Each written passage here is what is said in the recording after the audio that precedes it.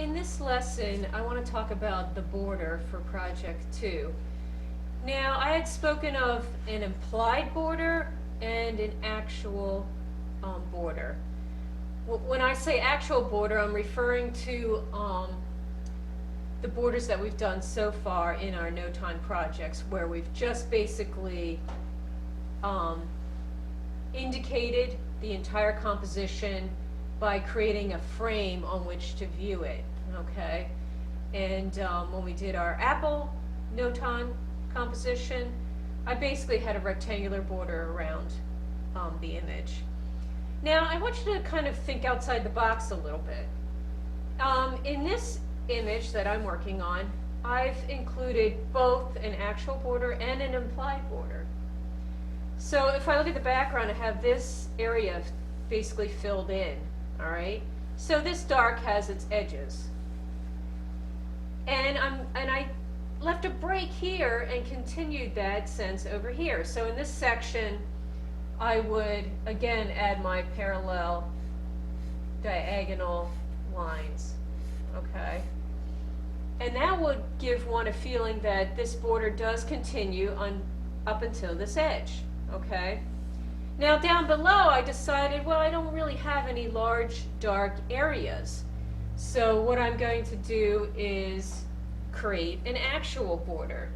And I've penciled all this in ahead of time to make sure it is square and accurate. Okay, so use a ruler or a straight edge to do this. Okay. And so what I've done at the bottom, I've created this actual border, but I've made it uneven, okay, like this.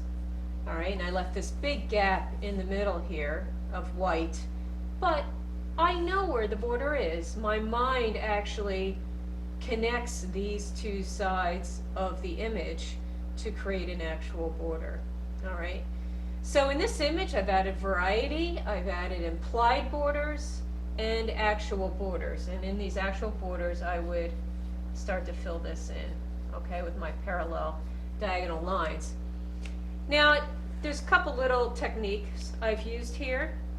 I've attached this direct border with one of the cast shadows. I'm making that connection.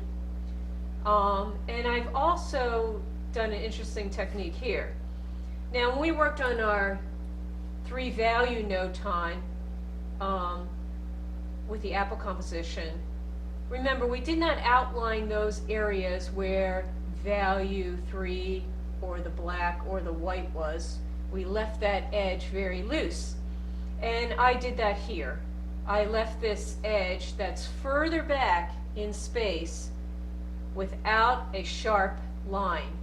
Okay, but I've gone up to that edge so we understand where that edge of the table is without it jumping forward, as compared to this cast shadow where it's very sharp along this edge, so it wants to come forward. Okay, so that's just a very subtle sense of variety. And in my overall technique, I've left the blacks just a little open so that there's a sense of the strokes. I kind of like that. It kind of reminds me of early cartooning, and I've just added that nuance to this image. So in our next lesson, we are going to watercolor the stripes and finish up Project 2.